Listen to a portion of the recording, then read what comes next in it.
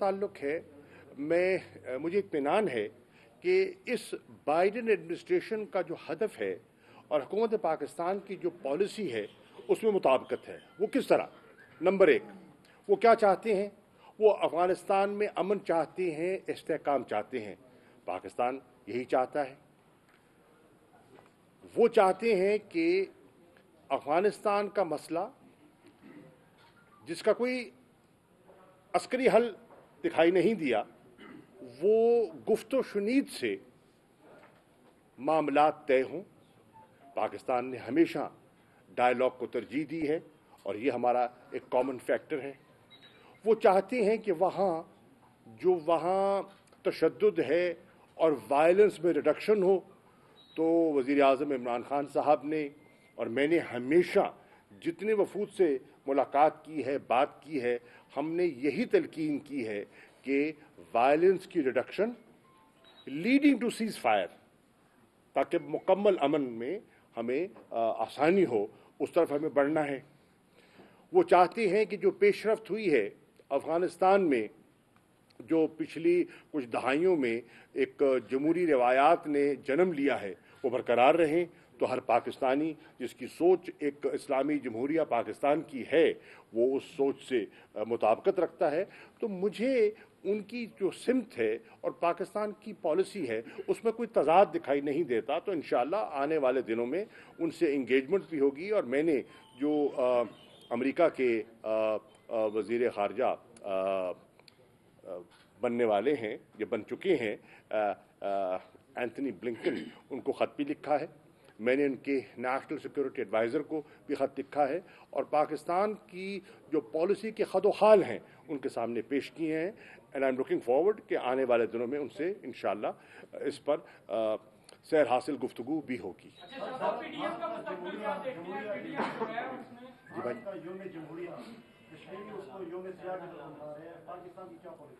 देखिए, पाकिस्तान तो बिल्कुल समझता है कि जो भारत की इस वक्त की पॉलिसीज़ हैं वो उससे कश्मीरी नाला है, मुकम्मल तौर पर लाताल्लुक हैं।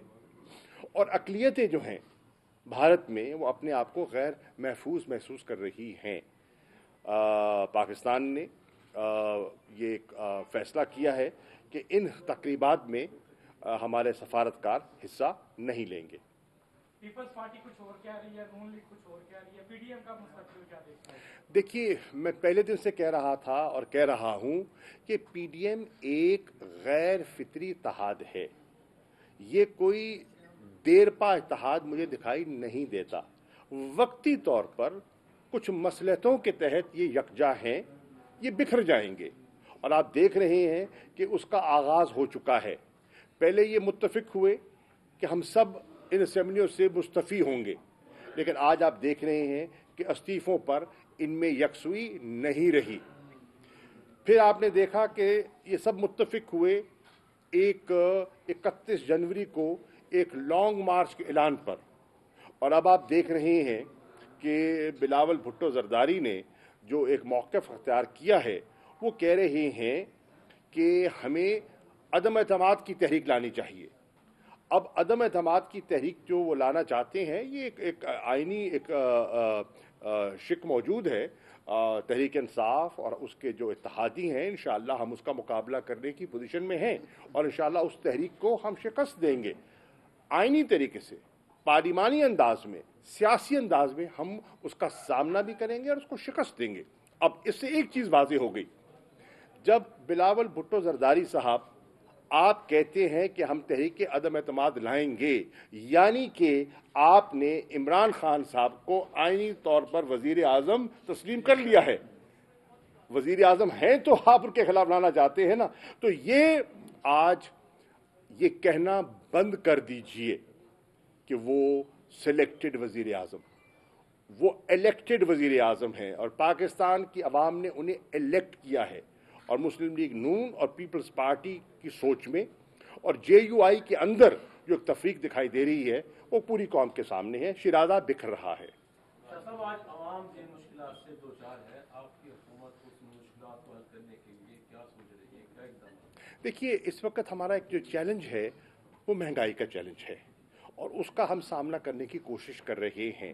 آج صبح میں نے مختلف پوائنٹس کا دورہ کیا اور بہاولپور چوک پر ایک جو آٹے کی تقسیم کا سینٹر تھا اس کا خود میں نے جا کے ملاحظہ کیا اور مجھے یہ جان کر اطمینان ہوا کہ اس وقت ملتان شہر میں 74 پوائنٹس ہیں جہاں آٹا تقسیم کیا جا رہا ہے.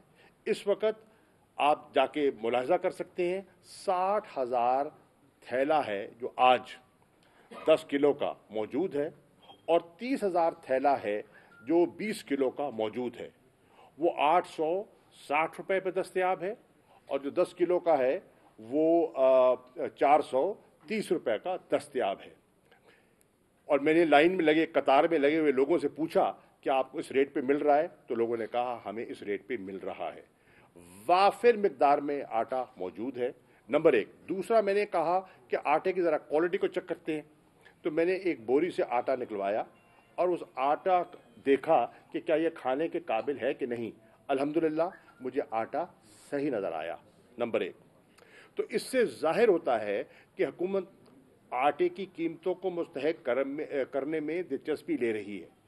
جو کمی تھی، شارٹ فال تھی، اس شارٹ فال کو دور کرنے کے لیے وزیر اعظم نے اور کابینہ نے اجازت دی ہے مزید گندم امپورٹ کرنے کی تاکہ ناجائز ذخیرہ اندوزی سے لوگ فائدہ منافع خوری حد سے زیادہ نہ کر سکیں اور لوگوں کو مناسب قیمت پر آٹا دستیاب ہو. اس کے ساتھ ساتھ چینی نیچے لایا گیا. پھر آپ نے دیکھا کہ جو ایک مافیا ہے اس نے پھر گٹھ جوڑ کیا اور چینی کی قیمتوں کو پھر بڑھایا. اس کا بھی حکومت نے تدارک کیا ہے اور چینی کی امپورٹ کا بھی فیصلہ کیا ہے. نہ صرف امپورٹ کا فیصلہ کیا ہے، جتنے امپورٹڈ چینی پہ ٹیکسز تھے ان کی رعایت دی ہے تاکہ مناسب قیمت پر چینی دستیاب ہو. کاشتکار کو بھی گنے کا صحیح ریٹ ملے وقت پہ چلے. نئی قانون سازی بھی کی گئی، امپورٹ بھی کی گئی اور ریگولیشن میں بھی بہتری کی گئی ہے. اسی طرح اور جو مشکلات ہیں ان کا ہم سامنا کر رہے ہیں. مثال کے طور پر اس وقت ہمیں بہت بڑا چیلنج ہے گیس کی قیمتوں کا. اب ہمیں اور پیٹرول کا obviously جی میں آ رہا ہوں بھائی جان نہیں صاحب میں آ رہا ہوں. آپ نے سوال کر لیا، میں ایک سیکنڈ ٹھہریے نا، جواب دینے دیجیے نا. ایک سوال کا مکمل تو ہو جائے نا جواب. دیکھیے پہلی بات تو یہ ہے کہ جو ہمیں اس وقت گیس کی قیمتوں کا سامنا ہے، پوری قوم اس کا جائزہ لے کہ آج پاکستان کو ان معاہدوں میں کس نے جکڑا ہے. جن ریٹس پر ہم نے کانٹریکٹ کیے ہوئے ہیں اور کئی سال آگے تک کے کانٹریکٹ کیے ہوئے ہیں، اس پہ کس نے جکڑا ہے قوم جانتی ہے. اور یہ بلیک اینڈ وائٹ کی بات ہے، اس پہ کوئی سیاست نہیں ہے. یہ آپ دیکھ سکتے ہیں کہ ان معاہدوں میں ہمیں جکڑا ہے مسلم لیگ نون نے. ان کے معاہدے ہیں جن کو ہمیں آنر کرنا پڑ رہا ہے. بجلی کے یہ جو معاہدے ہیں ہمیں اس میں کس نے جکڑا ہے آپ دیکھ لیں. جنہوں نے جکڑا ہے وہ وہی پارٹیز ہیں جو آج مہنگائی کا رونا رو رہی ہیں اور آئے دن دہائی دے رہی ہیں کہ ملک میں مہنگائی ہو گئی. بھائی مہنگائی کی بنیاد تو آپ رکھ گئے ہیں. آپ کا جو بویا ہوا جو فصل ہے وہ ہم کاٹ رہے ہیں اور لوگ بھگت رہے ہیں. لیکن انشاءاللہ اب ایک بہتر منصوبہ بندی سے بتدریج ان چیزوں کو کنٹرول کرنے کا ایک پلان ہے اور یہ جو ڈیمانڈ اور سپلائی کا جو گیپ ہے اس کو برج کرنے کا ارادہ ہے.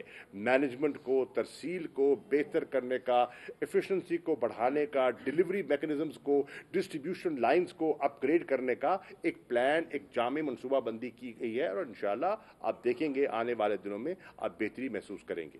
اچھا، اپوزیشن نے جو ہے وہ بلاٹ اسکینڈل پر عظمت سعید کی جو ہے تعیناتی اس کو مسترد کر دیا ہے. تو اس پر دیکھیے وہ تو آپ جس کو بھی نامزد کریں گے مسترد کریں گے. عظمت سعید صاحب ایک بڑے رسپیکٹڈ جج رہے ہیں سپریم کورٹ کے. ان کا ریکارڈ، ان کی دیانت کسی سے پوشیدہ نہیں ہے. اب انہیں گھبراہٹ کس چیز کی ہے؟ جب ان کا دامن صاف ہے تو ان کو گھبراہٹ کس چیز کی ہے؟ وہ پریشانی لاحق کیوں ہے؟ ٹھیک ہے نا. جب یہ ہمارا کیس لے گئے الیکشن کمیشن میں فنڈنگ کا تو ہم نے تو گھبراہٹ نہیں کی. ہم نے کہا کہ بالکل بڑے شوق سے ہم اپنا حساب دینے کو تیار ہیں، لیکن آپ بھی تو اپنا دیجئے، ہم سے حساب مانگتے ہیں، انشاءاللہ ہم حساب چکائیں گے۔ اور ہم نے ایک تفصیل دی ہے، 40,000 کے لگ بھگ ہم نے ان لوگوں کو نام، پتے، ٹیلی فون نمبر دیے ہیں جو ہمارے ڈونرز ہیں۔ کیا پیپلز پارٹی، کیا مسلم لیگ نون اپنے ڈونرز کی نشاندہی کرنے کے لیے تیار ہے؟ کیا بتانے کے لیے تیار ہے؟ تو ہم نے گھبراہٹ کا مظاہرہ نہیں کیا، کیونکہ ہمارا دامن صاف ہے، اور ہم نے پاکستان میں پولیٹیکل فنڈ ریزنگ کا عمران خان صاحب نے آغاز کیا، لوگوں کی جیبوں میں نہیں، لوگوں سے کنٹریبیوشن لیا، والنٹری کنٹریبیوشن۔ ایک نمبر 2، جہاں تک براڈ شیٹ کا تعلق ہے، یہ معاہدہ کس نے کیا تھا، ان کو انگیج کس نے کیا تھا، وہ انویسٹیگیشن کیا ہوئی تھی؟ اس میں پی ٹی آئی کا تو کوئی عمل دخل نہیں تھا معاہدہ کرنے میں یا منسوخ کرنے میں۔ ہمیں تو یہ سب چیزیں ورثے میں ملی ہیں۔ اب ایک چیز سامنے آئی ہے تو ہم چاہتے ہیں، اور آپ نے اس کو اتنا اٹھایا ہے، تو ہم چاہتے ہیں کہ دودھ کا دودھ پانی کا پانی ہو جائے۔ اور ایک انویسٹیگیشن کمیٹی بنائی تھی، انہوں نے سفارشات کی ہیں، تو وزیر اعظم نے کہا اس کو پورا اس کی چھان بین ہو جائے، انویسٹیگیشن ہو جائے۔ اپوزیشن کو نکتہ چینی کی بجائے اپنی صفائی پیش کرنی چاہیے، اور اگر ان کا دامن صاف ہے تو انہیں گھبرانا کسی شخصیت سے نہیں چاہیے۔ اچھا، یو این نے جو ہے وہ نئی جاری کی ہے کہ جتنے بھی ان کے ملازمین ہیں، جو اسٹاف ہے، وہ پاکستان کی کسی بھی ایئر لائن پہ سفر نہ کرے۔ تو دیکھیے، اس وقت کیونکہ ہمارے کچھ مسئلہ چل رہا ہے یورپین یونین کے ساتھ چل رہا ہے، وہ پائلٹس کے لائسنسز کا، جیسے انشاءاللہ وہ دور ہو جائے گا تو وہ بحال ہو جائے گا۔ وقتی طور پہ یہ کیا ہے، یہ مستقل نہیں ہے، وقتی طور پہ یقیناً ہوا ہے۔ ہمیں اس کا افسوس بھی ہے، ہمیں تکلیف بھی ہے کہ ہمارے سسٹم میں یہ قباحتیں موجود تھیں کہ کچھ لوگوں کے اس قسم کی چیزیں سامنے آئیں، اور اس کی وجہ سے ہماری ایئر لائن کو بھی اور ہمارے جینون پائلٹس کو بھی دقت کا سامنا ہوا۔ انشاءاللہ یہ وقتی ہے، اس پر بھی غلبہ پا لیا جائے گا۔ ترکی اور آذربائیجان کے ساتھ آپ کے معاہدے ہو رہے ہیں، جس پر کہ یہ امپریشن دیا جا رہا ہے کہ عرب ممالک کو کچھ اعتراضات ہیں۔ بالکل نہیں، ہم نے کوئی ایسا معاہدہ نہیں کیا جو کسی دوست ملک کے مفادات کو نقصان پہنچائے، ہرگز نہیں۔ ترکی نے اور پاکستان نے آذربائیجان کی حمایت کی ہے، اور کھل کے حمایت کی ہے، اور آذربائیجان نے ایک بہت بڑی کامیابی حاصل کی ہے۔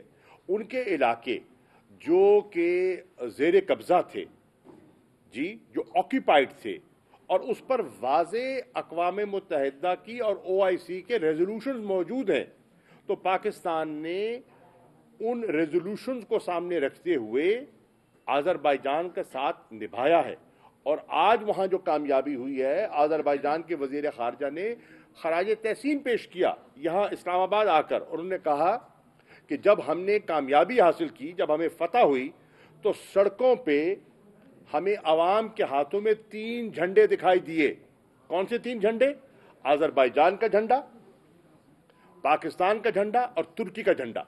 یہ ہم نے نہیں تھمائے تھے، یہ لوگوں کے جذبات تھے، جو وہ لوگوں کا اعتراف تھا، پاکستانی قوم کو خراج تحسین تھا، تو وہ خراج تحسین پیش وہ کر رہے تھے، کر رہے ہیں، اور کوئی ایسا معاہدہ نہ کیا ہے نہ کریں گے جس سے کسی برادر مسلمان ملک کو نقصان پہنچے۔ پاک امریکہ تعلقات کے حوالے سے پوچھنا چاہوں جی بھائی جان، پاک امریکہ تعلقات کے حوالے سے آپ کے دور حکومت میں اور صدر ڈونلڈ ٹرمپ کے دور حکومت میں پرائم منسٹر کا دورہ، حکومت میں بڑی اچھی باڈی لینگویج، ان کی گفتگو اور تعلقات میں بہتری آئی تھی۔ آپ کیا دیکھتے ہیں سر، نئے صدر کے آنے سے پاک امریکہ تعلقات میں کیا توقعات؟ دیکھیے، ہماری کوشش ہے کہ ایک نئی حکومت آئی ہے، منتخب حکومت ہے، جو بھی حکومت منتخب ہو کر آئی ہے اس کے ساتھ روابط، ان کے ساتھ گفتگو، ان کے ساتھ نشست کرنا ہمارے فرائض میں شامل ہے، اور انشاءاللہ ہم کریں گے۔ اور مجھے امید ہے کہ جو ہمارا جو ڈائریکشن ہے اور جس ہمارے جو پالیسی کے خد و خال ہیں، جو میں نے اپنے خط کے ذریعے سیکریٹری آف اسٹیٹ کو لکھ کے بھیجے ہیں، میں سمجھتا ہوں کہ امریکہ کی موجودہ سوچ اور ہماری بہت سی پالیسیز میں مطابقت ہے۔ میرا ایک مختصر سا ان کو ایک پیغام ہے کہ جب یہ ایڈمنسٹریشن ڈیموکریٹک پارٹی کی جو ماضی کی ایڈمنسٹریشن تھی، آج سے 4 سال پہلے، جب وہ حکومت چھوڑ کے گئے تھے اور آج 4 سال بیت گئے، ان 4 سالوں میں دنیا بدلی ہے، ان 4 سالوں میں خطہ بدلا ہے، इन 4 सालों में पाकिस्तान बदला है और इस बदले हुए पाकिस्तान के साथ उन्होंने इंगेज करना है। और आज वो देखेंगे हिंदुस्तान बदला है। आज क्या वो हिंदुस्तान है? वो सेकुलर इंडिया, वो शाइनिंग इंडिया आपको दिखाई दे रहा है? नहीं। आज हिंदुस्तान के अंदर से आवाजें उठ रही हैं कि ये सेकुलर नहीं है, ये तो हिंदुत्व की एक नई शक्ल जो है, आरएसएस की सोच का एक नया अमली मुजाहरा आपको दिखाई दे रहा है। तो इन नए असूलों पर एक नया पाकिस्तान, एक नई अप्रोच और नई तरजीहात के मुताबिक हम इंशाअल्लाह उनसे एंगेज करेंगे। और एक बहुत बड़ा शिफ्ट किया हमने, एक बहुत बड़ा शिफ्ट किया है फ्रॉम एक जियो स्ट्रेटेजिक पोजीशन से एक जियो इकोनॉमिक पोजीशन। ये एक बहुत बड़ा शिफ्ट है, इसको समझने की जरूरत है। सर, पीडीएम के जलसों में वाज़ेह तौर पर ये बात की जा रही है कि मौजूदा हुकूमत ने कश्मीर का सौदा कर दिया, कश्मीर फरोश के नारे लग रहे हैं। देखिए, वो तो सियासत है ना भाईजान, वो तो सियासत है। वो अगर ये ना करे, अब उन्होंने तो कराची में इजराइल नामंजूर रैली निकाली है। इजराइल को मंजूर किसने किया है कि आप नामंजूर की रैली निकाल रहे हैं? देखिए ना, ये कौम की आंखों में धूल झोंकने के मुतरादिफ है। किसी ने इजराइल को ना तस्लीम किया है ना इरादा है। फलस्तीन पे हमारा बड़ा वाज़ेह मौक़िफ़ है, वाज़ेह पॉलिसी है। तो ये कौम को गुमराह करने के मुतरादिफ है। जिस तरह वो इजराइल पे कौम को गुमराह कर रहे हैं और उम्मा को मायूस कर रहे हैं, इसी तरह वो कश्मीर पे कौम को गुमराह कर रहे हैं और कश्मीरियों को मायूस कर रहे हैं। मैं समझता हूं कि इसकी कोई गुंजाइश मौजूद नहीं है। कश्मीर पर हमारी एक बड़ी वाज़ेह पॉलिसी है और ये पीडीएम की क़यादत के जिम्मेदार लोग ये अपनी सियासत के खातिर कश्मीर के कौज को नुकसान ना पहुंचाएं। मेरी उनसे ये मुअद्दबाना गुजारिश है। चीनी के हवाले से और पेट्रोल और डिफरेंट क्राइसिस आए थे, माफिया के हवाले से आपने इंक्वायरी कराई थी, लेकिन अभी तक आपने किसी एक माफिया को भी सजा नहीं दी। क्या इस साल वो दोबारा नहीं हुआ? देखिए, गुजारिश ये हर चीज़ का एक प्रोसेस होता है। उनकी निशानदेही की, ये तो इतने ताकतवर लोग हैं, इन पे तो हाथ कोई डालता नहीं था। ये तो पहली हुकूमत है, इमरान खान पहले वजीर आजम है जो इनके सामने घुटने टेकने को तैयार नहीं है और उनका मुकाबला कर रहे हैं। इंशाल्लाह एक प्रोसेस है, वो प्रोसेस मुकम्मल होगा और जो भी है उनको बेनकाब किया जाएगा इंशाल्लाह। ये भाई, मुल्क के अहम इदारों के जो सरबराह हैं वो रिटायर्ड अस्करी जो क्या सिविल एडमिनिस्ट्रेशन में इतनी ताकत है, इतने काबिल लोग नहीं? कोई सवाल समझ नहीं आया। जो मुख्तलिफ इदारे हैं, सरकारी इदारे हैं, मुख्तलिफ सरकारी जो उनके इदारे हैं, उनके सरबराह जो है वो रिटायर्ड जो फौजी अफसरान है वो लगाए गए हैं। क्या सिविल एडमिनिस्ट्रेशन? पहली बात तो ये है ना, आप पढ़े लिखे आदमी हैं, तो मतलब थोड़ा बात तहकीक तो कर लिया करो।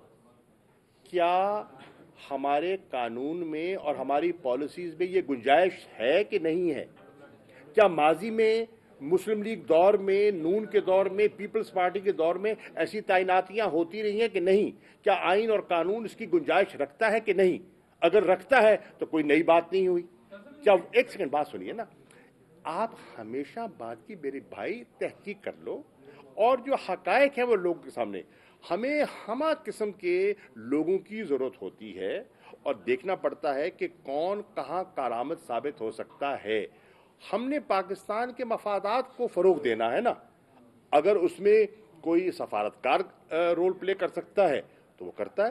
दुनिया जहान में, क्या दुनिया जहान में मुख्तलिफ तबकात से लोगों को शामिल नहीं किया जाता? देखिए, बहुत से अमेरिकन एम्बेसडर्स प्राइवेट सेक्टर से लिए जाते हैं। क्यों लिए जाते हैं? क्योंकि वो समझते हैं कि वो उनकी इकोनॉमिक डिप्लोमेसी में कारामद साबित होंगे। दुनिया में होता है, बहुत से रिटायर्ड लोगों को लगाया जाता है, वजीर लगाया जाता है, डिफेंस सेक्रेटरी लगाया जाता है, सेक्रेटरी ऑफ स्टेट लगाया जाता है। क्यों लगाया जाता है? तो ऐसा होता नहीं है, उस पर कोई घबराने की बात नहीं है। थैंक यू भाई जान। और सर मुल्तान को मैं नहीं देंगे, उनके जिला इंतजामिया ने करप्शन की वजह से जब पीएसएल में करप्शन किया, जिसके केसेस नैब में और एंटी करप्शन में चले जिला इंतजामिया के। सर इसके हवाले से देखिए, जिस चीज़ का मुझे इल्म ना हो मैं इस पर कमेंट नहीं करूँगा।